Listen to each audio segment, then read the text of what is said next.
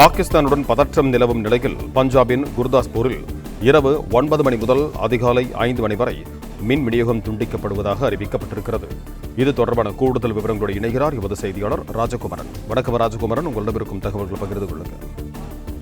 பஞ்சாபின் அமிர்தசரஸை நோக்கி இன்று அதிகாலை பாகிஸ்தானில் இருந்து செலுத்தப்பட்டிருந்த ஏவுகணை இந்திய ராணுவத்தின் துணிச்சலான நடவடிக்கையின் மூலமாகவும் தொழில்நுட்ப உதவிகள் வாயிலாகவும் நடுவானிலேயே இடைமறித்து அழிக்கப்பட்டிருந்தன. இதன் காரணமாக அமிர்தசரஸ் நகரில் விழுக இருந்த ஏவுகணை சுக்குநூறாக சிதைக்கப்பட்டு வயல்வெளிகளில் தற்போது சிதறி கிடக்கின்றன. டிராக்டர்கள் மூலம் அந்த ஏவுகணை, பாகிஸ்தான் ஏவுகணையின் உடைந்த பாகங்களை அள்ளிக்கொண்டு செல்லக்கூடிய பணியிலே ராணுவம் ஈடுபட்டிருக்கின்றது.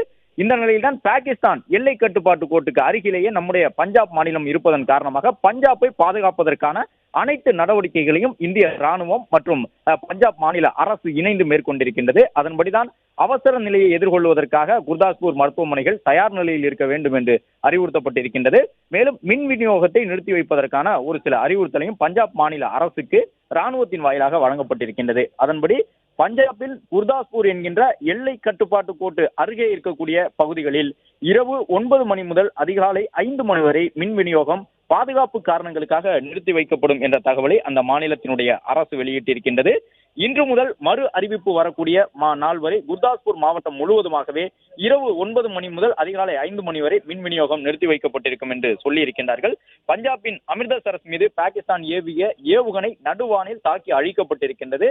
அதே நேரம் இந்த மேலதிக தாக்குதல் ஏதேனும் நடைபெறுவதற்கு வாய்ப்பு இருப்பதன் காரணமாக உளவுத்துறை எச்சரிக்கைக்கு ஏற்ப ராணுவத்தின் வழிகாட்டுதலுக்கு ஏற்ப பஞ்சாப் மாநில அரசு குறிப்பிட்ட அந்த ஒரு எல்லை கட்டுப்பாட்டு கோட்டு அருகே இருக்கக்கூடிய குர்தாஸ்பூர் மாவட்டத்தில் இரவு 9 மணி முதல் அதிகாலை 5 மணி வரை மின் விநியோகத்தை நிறுத்தி வைக்க வேண்டும் எனவும் குர்தாஸ்பூரில் இருக்கக்கூடிய அரசு தனியார் மருத்துவமனைகள் தயார் நிலையில் மருத்துவ படுக்கைகளுடன் இருக்க வேண்டும் என்ற அறிவுறுத்தல் வழங்கப்பட்டிருக்கின்றன.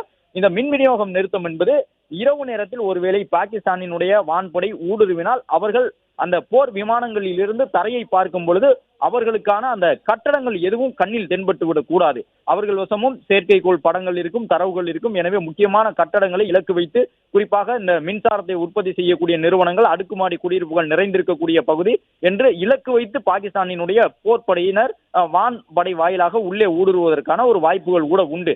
அவ்வாறு அவர்கள் இந்திய நிலப்பகுதிக்குள் வந்தால் நம்முடைய நகரங்களை பார்க்கும் பொழுது அது முழுவதுமாக இருள் அடைந்த இடமாக இருந்தால் வெற்றிடம் மீது மக்கள் குடியிருப்பு எங்கிருக்கின்றது என்ற தகவலை அவர்களால் பார்த்தறிய முடியாது.